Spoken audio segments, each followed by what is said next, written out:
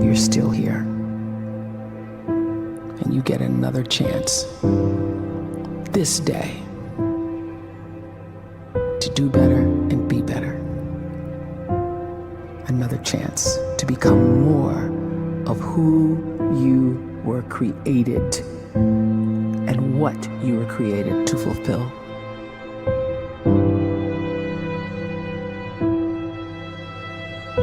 Everyone in the world is capable of living outside the role or beyond the roles that they place themselves in, no matter what it is. You're not just a dad, you're not just a banker, you're not just a brother or a son or a convict. It doesn't matter. Like, everyone is bigger, much bigger, infinitely bigger than the roles they place themselves in, and is capable of reaching potential greater than anything they could imagine.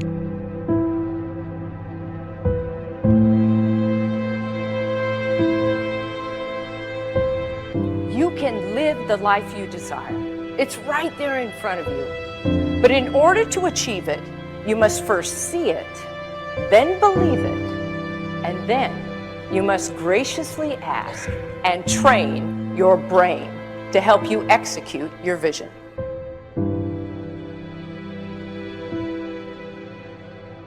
So when you start to focus and you delete distraction from your life, and you start to get seriously invested in doing one thing staggeringly well, and you practice that one thing over and over, a term to think about is mundanity. You do one simple, seemingly insignificant thing every day around your main skill, and it's very mundane, but small daily improvements over time lead to world-class results.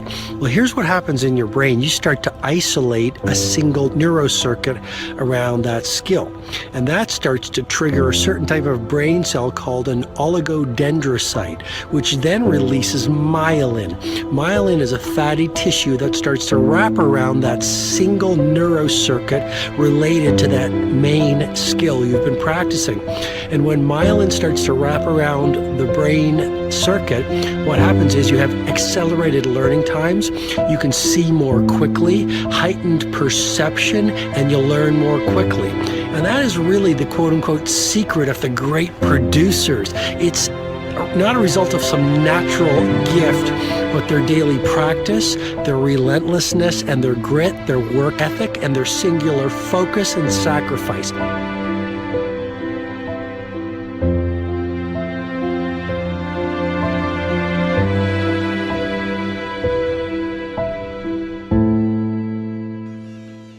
A great life is built not by revolution. A great life is built by evolution. Small and steady wins the race. What you do every day is far more important than what you do once every decade. I want you to really think about that idea. What you do every day is simply your life in miniature. And as you live every single day, so you're crafting your life. What you do over the next hours is really building your future. And if you can just get every single pocket of 24 hours right as best as we humanly can, the rest of our life is going to take care of itself. So small wins matter. The scripture says we will eat the fruit of our words. You are planting seeds when you talk. At some point, you're going to eat that fruit. My challenge is make sure you're planting the right kind of seeds. If you want apples, you have to sow apple seeds. If you want oranges, you can't plant cactus seeds, poison ivy seeds, mushroom seeds. You're going to reap fruit from the exact seeds that you've been sowing. In other words, you can't talk negative and expect to live a positive life. You can't talk defeat and expect to have victory. You can't talk lack, not enough, can't afford it, never get ahead, and expect to have abundance. If you have a poor mouth, you're going to have a poor life. If you don't like what you're seeing, start sowing some different seeds.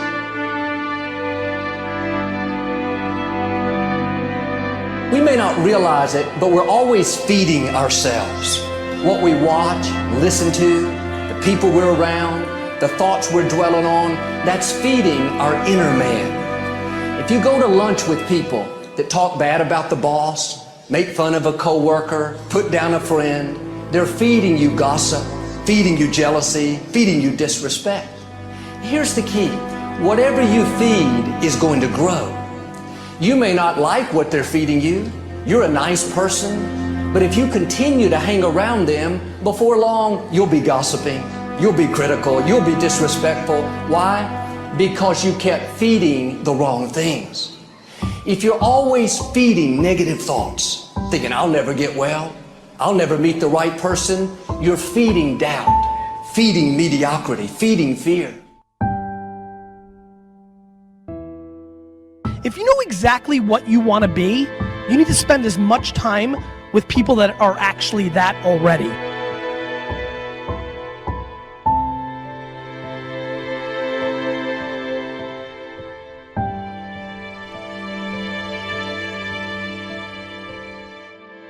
You cannot let a fear of failure, or a fear of comparison, or a fear of judgment stop you from doing what's going to make you great.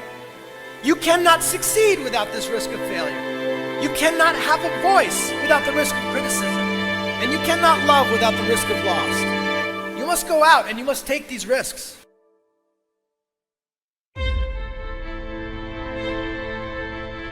You don't have the time to waste time, because time doesn't wait till you discover your purpose. If you don't know why you was born, time is still moving. And if you discover your purpose at 90 years old, it's too late.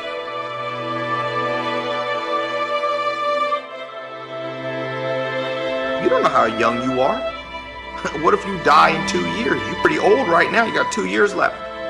And if you're 50 years old and you're feeling discouraged, well, remember the advice about planting a tree. When's the best time to plant a tree? 20 years ago or today? So if you're 50 and you feel like life left you behind, well, get started right now. Better late than never. Better late than never. Don't think about time and age so much. It gets people distracted. When the whole world's distracted, you be focused.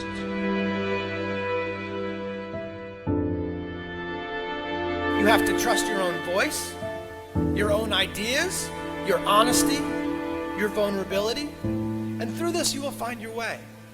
You do not have to be fearless.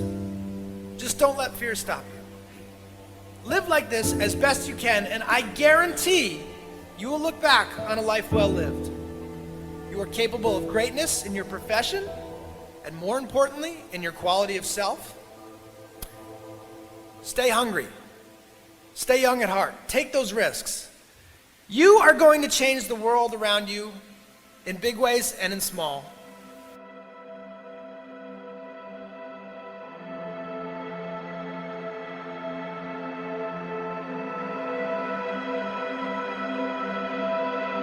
But see, anybody, if you want to, can go searching for a good plan, pick it, and start working it. And sure enough, as the time passes, as it surely will 5 years from now, 10 years from now, then you'll be winding up wearing what you want to wear, driving what you want to drive, living where you want to live, become what you want to become. But now's the time to fix the next 10 years. And who can?